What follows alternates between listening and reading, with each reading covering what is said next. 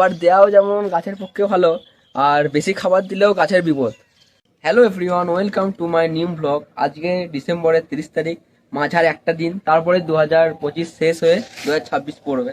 আর তারপরে 2026-এ আমার যে শখের ডালিয়া লাগিয়েছি এবারে, সেগুলোর নতুন ফুল আসবে।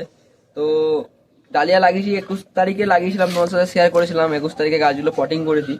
তো আজ 30 তারিখ, মাঝে প্রায় 9টা দিন হয়ে গেছে। গাছের রুটও মাটির সাথে নিয়ে নিয়েছে ভালোভাবে। তো আজকে গাছগুলোতে নতুন খাবার দেব। তো কি খাবার দিই না দিই সবটা শেয়ার করছি তোমার সাথে। তো চলো দেখতে থাকো কি করি আজকে। এখন বাজে ঘড়ির কাঁটায় 3:30, আর আমি চলে এসেছি ছাদে তোমাদের সাথে একটা নতুন ভ্লগ শেয়ার করতে।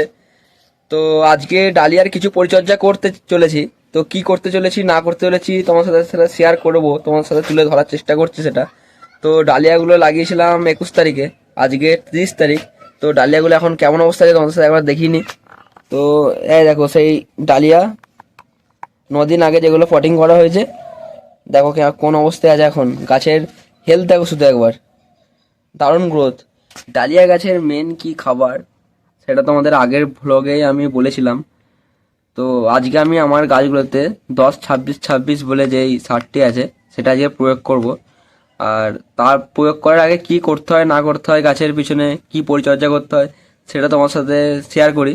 আর একটা বলেছিলাম না, ছোট্ট একটা গাছ যেটা রুট ছিল না, আর দেখো সেই গাছটা এখন কোন পর্যায়ে আছে দেখো। আর দেখো সেই গাছটা, একবার খাবার দেওয়ার পরে গাছটাকে ধরতেই পারবে না যে এই গাছটা কোন গাছটা ছিল। দেখো গাছটার দুটো পাতাও বেরিয়ে গেছে, নতুন পাতা।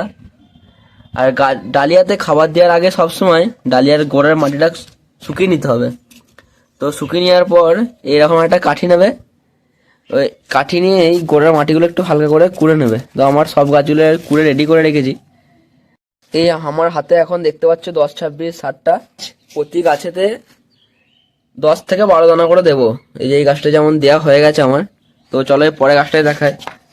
এই অল্প পরিমাণে এরকম নেবে, এতটাও না, গাছটাই নিলে দিয়ে টবের একদম সাইড দিয়ে,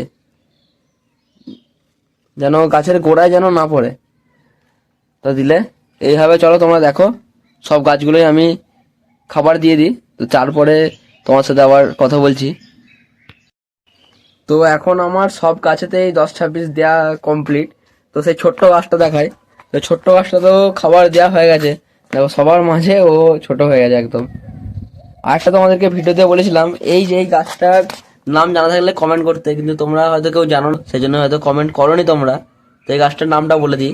গাছটার নাম হচ্ছে সিনেরিয়া। গাছটার কেমন ফুল ফোটে না ফোটে সেটা দেখো, স্ক্রিনে দিয়ে দিচ্ছি দেখো। এই যে সিনেরিয়া গাছ এটা। তো গাছটা কত ছোট ছোট দেখেছিলে, এখন দেখো গাছটার প্রায় 5টা-6টা পাতা বেরিয়ে গেছে। এই গাছটা তো খাবার দিয়ে দিচ্ছি অল্প করে। তো এই যে আমার সেই সবুজে ভরা ডালিয়া। আর একটা তোমাদেরকে জিনিস দেখায় দেখো, অবাক করার জিনিস। এই গাছগুলোর সাথে এই গাছটাকেও লাগিয়েছিলাম, কিন্তু এই গাছটা দেখো একদম কুড়ি চলে এসছে দেখো। কিন্তু গাছের হাইট একদম এক বিদ্যা, একদম ছোট্ট গাছ, তাদের কুড়ি চলে এসছে দেখো। কিন্তু গাছে আমি এখনো কোনো খাবার দিইনি, আজকেই প্রথম 10-26 দিলাম। কোনোদিন খোল জলটা দিইনি এখন। আর গোবর সার মাটিতে দিয়ে মাটি রেডি করা ছিল আগে থেকে। চন্দ্রমল্লিকাতে যে খাবার দিয়েছিলাম সেই চন্দ্রমল্লিকার গাছে তবেই তো গাছগুলো লাগিয়েছি। তো সেখানে খাবার কিছু ছিল, কিন্তু সেই খাবারটা খুব একটা থাকার তো কথা নয়। খাবার দেওয়াও যেমন গাছের পক্ষে ভালো, আর বেশি খাবার দিলেও গাছের বিপদ। তো বিপদ কেন, আমি ভুলবশত আমার যে চন্দ্রমল্লিকাগুলো ছিল সেই চন্দ্রমল্লিকাগুলোতে 10-26-এর পরিমাণটা বেশি দিয়ে দিয়েছিলাম। আর এই প্লাস্টিকের টপ থাকায় খুব একটা ভালো ড্রেনেজ হয়ে গাছ জলটা বেরোতে পারেনি। সেই জন্য গাছের রুটগুলো একবারে নষ্ট হয়ে যায়।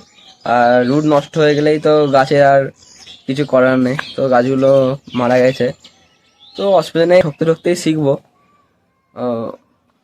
দেখো দেখো। আর ডালিয়ার ক্ষেত্রে যদি বেশি খাবার হয়ে যায় তখন আরো মহাবিপদ। তো কি হবে দেখো, এই যে ডালিয়ার যে স্টেমটা আছে না, এই স্টেমটা না চ্যাপ্টা হয়ে যাবে, পুরো একদম চ্যাপ্টা হয়ে যাবে স্টেমটা চ্যাপ্টা যখন হয়ে যাবে গাছের এমনি কোনো অসুবিধা হবে না। আর গাছের স্টেম যদি এরকম থাকে তো একদম ঠিক আছে। আর গাছের স্টেমটা যখন চ্যাপ্টা হয়ে যাবে ফুল ফুটবে তোমার, কিন্তু ফুলের সেই সৌন্দর্যটা আসবে না। ফুলটা না পুরো একদম ডিসেপেট হয়ে যাবে, দেখতে খারাপ লাগবে, মানে ফুলের যে আসল গ্লেজটা সেটা আসবে না। খাবার দেওয়া কমপ্লিট। আর গাছে খাবার দিলে গাছেতে জল অবশ্যই দিতে হবে। তার জন্য আমি গাছের মাটিতে 2 দিন ধরে টান খাইয়েছি, জল দিইনি, একদম মাটি শুকিয়ে গেছে। তারপর মাটি এটা দিয়ে ভালো করে কুড়ে নিয়েছি চারিদিকটা, তো তারপর খাবার দিলাম। তো খাবার দেওয়া হয়ে গেছে, এরপর জল দেবো। তো চলো দেখো তোমরা। ডালিয়াতে খাবার দেওয়া কমপ্লিট, এবার ডালিয়াতে দেবো জল। তো এমন জল দিতে হবে যেন একদম ড্রেন এসে জলটা ভালোভাবে বেরিয়ে যায়। 2 দিন জল দেওয়া নেই, আর ডালিয়া একটু জল পছন্দ করে।